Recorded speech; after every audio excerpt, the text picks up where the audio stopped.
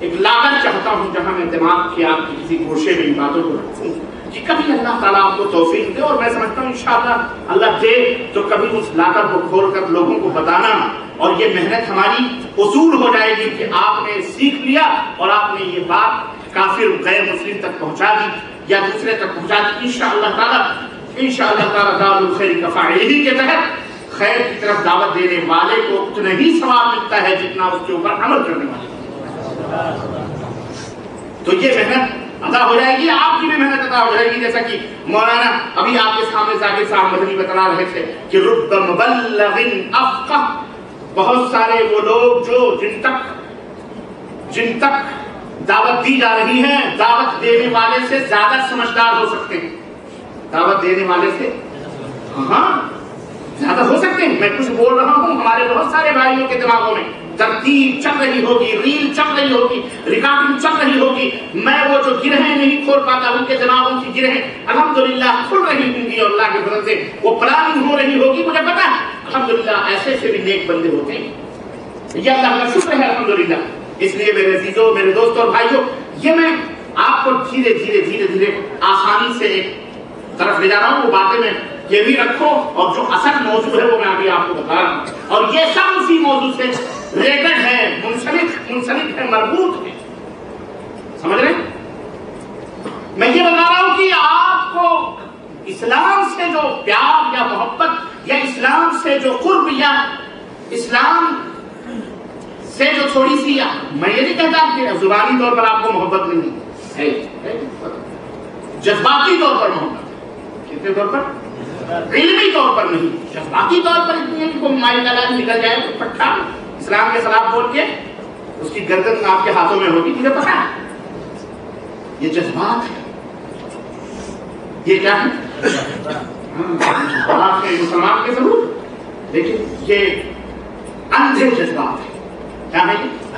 اندھے جذبات، ان کا کوئی فائدہ نہیں، اسی وجہ سے ہم دہشت گرد اور ٹیررسٹ اور نہ جانے کیا کیا کہلائے جائے، فیشن ہو گئے۔ میرے عزیزو، علم نہ ہونے کی بنا، علمیت کیا ہے؟ دلائل اور براہین۔ اللہ کے نبی چاہتے طائف کے میدان میں پتھر کھائے گے نہیں کھائے، بولو بیہوش ہو گئے، نالے مبارک خونوں سے ڈوب گئے، بیہوش ہو گئے، چاہتے ایک ہی ہاتھ اٹھاتے، اور فرشتے بھی آتے تھے، آرڈر دو، حکم کرو، پہاڑوں پر فرشتہ ہوں، بستی کو دو پہاڑوں کے بیچ میں رکھ کے کچل دیا۔ لیکن اللہ کے نبی نے کیا فرمایا؟ اللہم اہد قومی فإنہم لا یعلمون، اے اللہ میری قوم کو ہدایت دے۔ ان کا علاج موت نہیں ہے، ان کا علاج گردن زدنی نہیں ہے، ان کا علاج ہلاکت و بربادی نہیں ہے۔ ہم جانتے ہیں کہ میرا مولا چاہے تمہیں ہے وہ برباد کر دے، لیکن یہ کمال تو نہیں ہے کسی کو زبان کھولنے پر اس کی زبان کاٹ لو۔ کمال تو یہ ہے کہ اگر وہ علم کی روشنی میں گفتگو کر رہا ہے تو اسے علمی طور پر جواب دے کر کے اسے قائل کرے، اور اسلام نے اپنا لوہا منوایا، بولو منوایا کہ نہیں منوایا، اور آج تک منوا رہا ہے۔ یہ اسلام کی صداقت اور سچائی ہے۔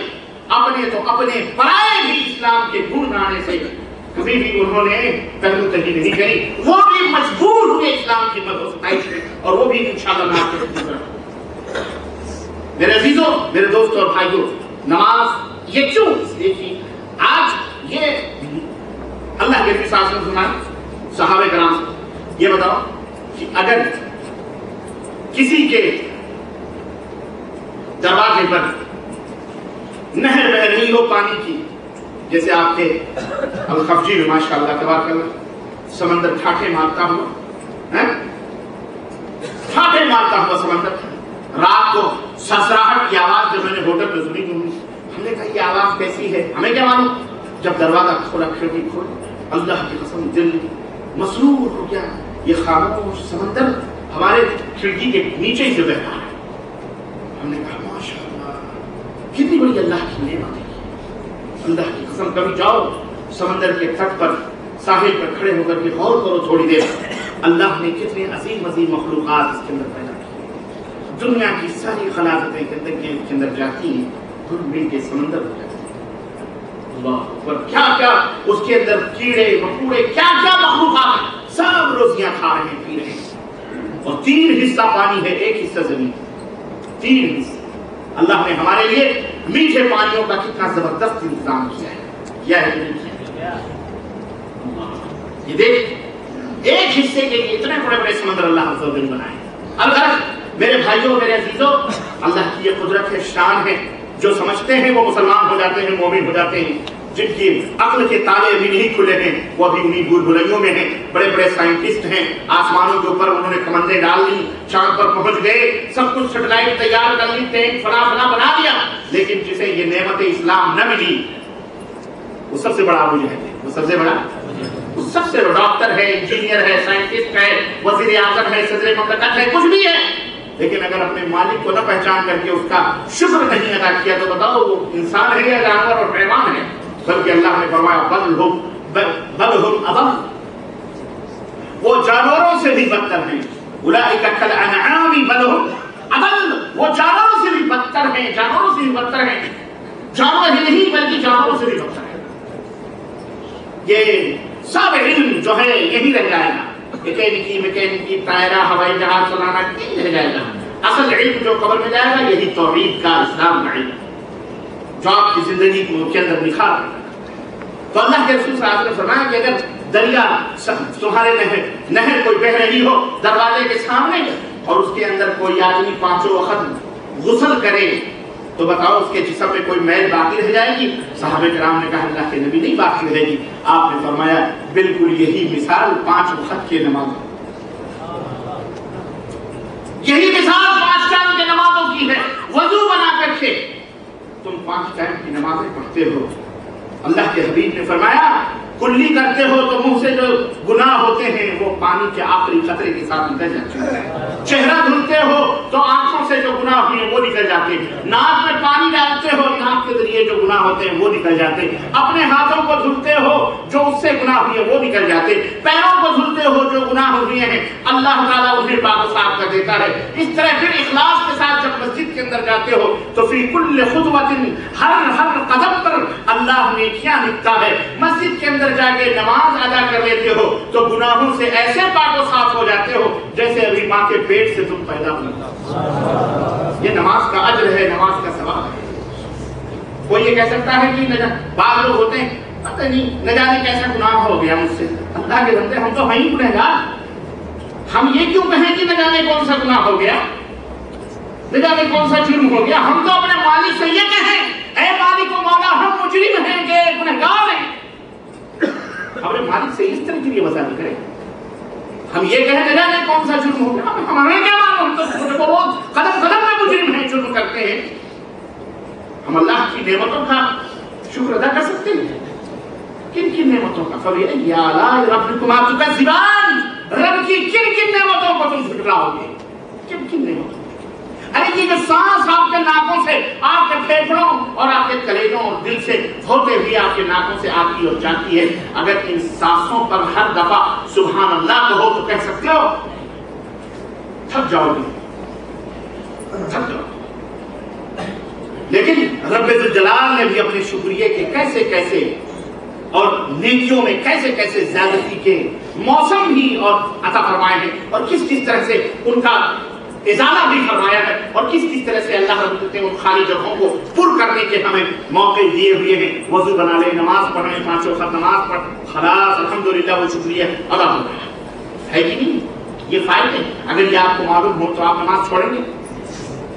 اللہ ایک ہی کوئی نہایت ہی فرعون وقت بنا ہو، واقعی وہ بے ایمان ہو، واقعی وہ منافق ہو، واقعی اس کے اوپر شیطان کا سوار ہو، پھر میں ایسے ہی بات تو نہیں کرتا، لیکن اگر کوئی مومن مسلمان کلمہ پڑھنے والا یہ جان لے کہ نماز کے اندر یہ فائدے ہیں کہ ہر سکون اور ہر غم اور ہر مصیبت کا اس کے اندر علاج ہے، تو پھر وہ کبھی نماز نہیں چھوڑے۔ آپ دیکھیں ہر مصیبت پر نماز، اللہ کے نبی پریشان ہوتے کہتے ارحنا یا بلال، ارحنا یا بلال، بلال اذان دو نماز ادا کرو، ہمیں سکون، بارش نہیں ہو رہی، خشک سالی ہے، زمینیں ترک گئی، جانور مر رہے، سبزے سوکھ گئے، پیڑ پودے ننگے ہو گئے، پتے پیلے پڑ کے جھڑ گئے، प्यास की शिद्दत से जमीनें खोदी जा रही है, पानी नाम एक बूंद भी पानी का नहीं। हैरान और परेशान। इस्लाम ने क्या हुक्म दिया? नमाज। इस्लाम ने क्या कहा? क्यों? नमाज पढ़ोगे, अस्सलातु मिअराजुल मोमिन।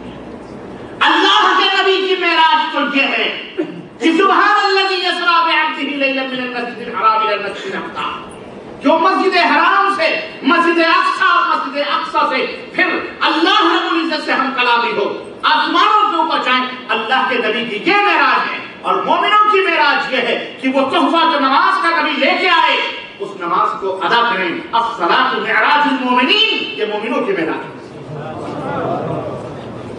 अअबुदुल्लाह कअन्नका तराह फ़इन लम तकुन तराहु फ़इन्नहु यराक। अल्लाह की इबादत इस तरह करो जैसे तुम अल्लाह को देख रहे हो। अगर ये कैफियत ना हो तो कम से कम इतना हो कि तुम्हें अल्लाह देख रहा है।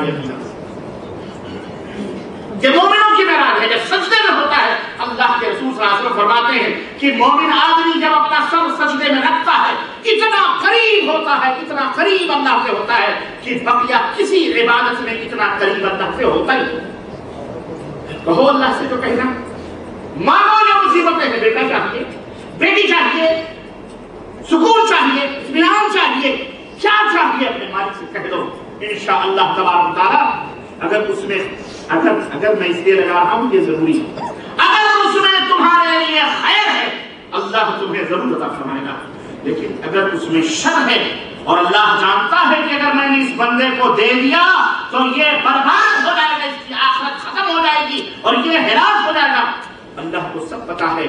बेअन ही मिसाल देने की जरूरत नहीं, लेकिन समझाने के लिए ये मिसाल दे रहा हूं। लैसा कमिस्लिही शै, अल्लाह की कोई मिसाल नहीं बयान की जा सकती है, उसकी मिसाल कोई भी चीज नहीं है। समझाने के लिए कि बेटा चीख रहा हो, चिल्ला रहा हो, अंगार का गोला पड़ा हो सामने और वो कह रहा हो ये खिलौना समझकर मुझे दे दे, और आप पाक हैं, शफीक हैं, मेहरबान हैं, अपने बेटे पर, अपनी औलाद पर आप जानते हैं ये नादान बच्चा आग मांग रहा है, अगर ये जमरा ये आग का गोला उठा करके दे देंगे मेरा बेटा जल जाएगा, लेकिन बेटा उसे खिलौना समझ रहा है, उसे प्यार कर रहा है, आप नहीं दे रहे हैं, तो बताओ वो बेटा भले अपने दिल में आपके ताल्लुक से दुश्मनी रखे, लेकिन आपको मोहब्बत है ना अपने बेटे से? आप वो अंगार का गोला उसके रोने गिड़गिड़ाने पे दे दोगे? क्यों? आपको पता है।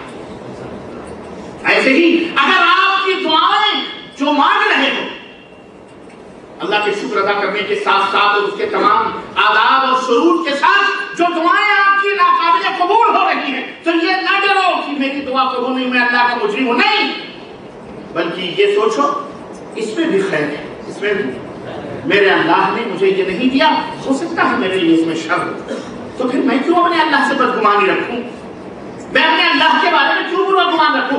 अल्लाह तो फरमाता है अल्लाह तो अपने बंदों के ऊपर कभी जुल्म ही नहीं करता है, वो तो उन्हें भी खिलाता है जो उसे नहीं मानते, वो